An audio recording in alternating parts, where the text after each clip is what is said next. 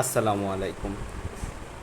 প্রিয় অষ্টম শ্রেণীর শিক্ষার্থী বন্ধুদেরকে জানাই আজকের ভিডিওতে স্বাগতম। শিক্ষার্থী বন্ধুরা, বর্তমানে তোমরা রয়েছো রানাস টিচিং হোমের নতুন চ্যানেলে। রানাস টিচিং হোমের পূর্বের চ্যানেলটি 40K চ্যানেলটি কপিরাইট স্ট্রাইকসের কারণে আপাতত ভিডিও দেওয়া যাচ্ছে না, তাই তোমাদের প্রশ্ন উত্তর যেভাবে সমাধান করে দিচ্ছিলাম, যেভাবে সাজেশন দিচ্ছিলাম, সেগুলো ওই ইউটিউব চ্যানেলে দেওয়া যাচ্ছে না। তাই তোমাদেরকে এই চ্যানেলে অবশ্যই কী করতে হবে? সাবস্ক্রাইব করতে হবে, পাশে থাকা বেল আইকনটি বাজাতে হবে। শিক্ষার্থী বন্ধুরা, আগামী 15/7/24 খ্রিস্টাব্দে তোমাদের বাংলা পরীক্ষা, বাংলা মূল্যায়ন। সো এই বাংলা মূল্যায়নের তোমরা প্রশ্ন পাবে 14 তারিখ বিকালের পর তোমাদেরকে প্রশ্ন দেওয়া হবে এই চ্যানেল থেকে, রানাস টিচিং হোমের এই চ্যানেল থেকে।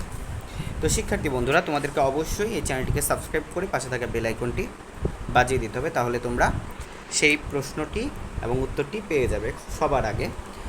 তো শিক্ষার্থী বন্ধুরা, তোমাদেরকে আজকে নিয়ে এসেছি বাংলা একটি ক্লাসে। সেই ক্লাসটি বাংলার, এই ক্লাসটির মাধ্যমে আমরা এখন তোমাদেরকে একটি নমুনা প্রশ্ন আলোচনা করে দেখাবো, যেভাবে পরীক্ষায় প্রশ্ন আসে। দেখো, বলছে দলে আলোচনা করে তোমার বিদ্যালয় বা শ্রেণীর কোনো একটি সমস্যা চিহ্নিত করো। আগে দলে আলোচনা করবা, তোমার বিদ্যালয় বা শ্রেণীর একটা সমস্যা চিহ্নিত করবা।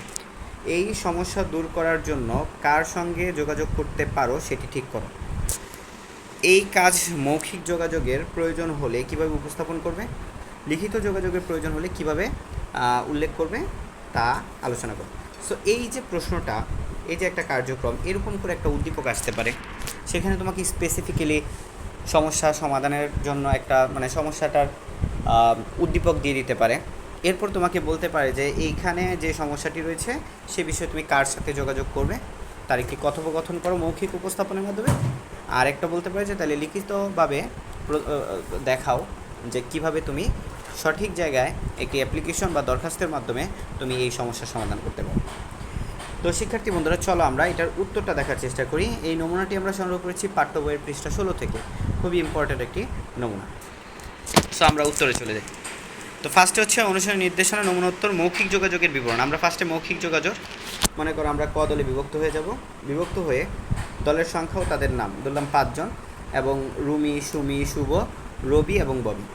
সমস্যা চিহ্নিতকরণ, শ্রেণীকক্ষে পাঠাগার নেই, পাঠাগার স্থাপনের জন্য যোগাযোগ, পাঠাগার স্থাপনের জন্য পরিকল্পনা ও যথাযথ কর্তৃপক্ষের সাথে যোগাযোগ। সো আমরা এখানে কি করব? দেখো, এখানে আমরা দেখতে পাচ্ছি যোগাযোগ করা যায় দুইভাবে, একটা হচ্ছে সরাসরি কথা বলে, একটা হচ্ছে ফোনে কথা বলে। আমাদের সহপাঠীরা কোন ধরনের বই পড়তে আগ্রহ আছে, দেখো এটা না, আমরা এখন যোগাযোগ করি। সো দেখো, শুভ শ্রেণী শিক্ষক, আমরা শ্রেণী শিক্ষকের সাথে যোগাযোগ করব। শ্রেণী শিক্ষকের সাথে দেখো যোগাযোগ করছি। শুভ সকাল স্যার, কেমন আছেন? শুভ সকাল, ভালো আছি, তোমরা কেমন আছো?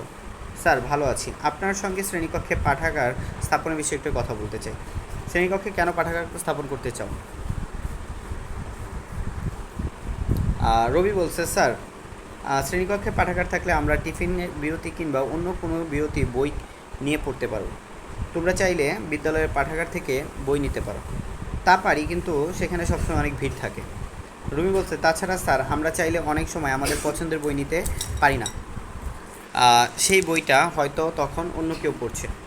তারপর বলছে শুভ, শ্রেণীকক্ষে পাঠাগারে আমরা প্রাথমিকভাবে নিজেদের সংগ্রহে থাকা বই নিয়ে শুরু করতে পারি। শ্রেণী শিক্ষক বলছে, ঠিক আছে, তোমরা যেহেতু আমাকে বিষয়টি জানিয়েছ, আমি প্রধান শিক্ষকের সঙ্গে কথা বলে তোমাদের জানাবো, তবে তোমরাও বিষয়টি লিখিতভাবে প্রধান শিক্ষককে জানাও। বয় বলছে যে ধন্যবাদ স্যার। শ্রেণী শিক্ষক বলছে, তোমাকেও ধন্যবাদ। আর লিখিত যোগাযোগ, এটা তো আমরা মৌখিক যোগাযোগ দেখলাম। লিখিত যোগাযোগের জন্য আমরা কী করতে পারি? আবেদনপত্র করতে পারি। লিখিত যোগাযোগের জন্য আমরা আবেদন করতে পারি। কার বরাবর আবেদন করব? আমরা শ্রেণী শিক্ষকের বরাবর আবেদন করব। তো চলো আমরা শ্রেণী শিক্ষক বরাবর একটি আবেদনপত্র লিখি এই সমস্যাটার জন্য। এই যে প্রশ্নটা আমি দেখাইলাম, এই ধরনের একটা প্রশ্ন, নমুনা প্রশ্ন, এই ধরনের একটা প্রশ্ন তোমাদের আসবে, শতভাগ কমন আসার চান্স রয়েছে, ঠিক আছে? এই ধরনের একটা বিষয়, এই ধরনের একটা প্রশ্ন।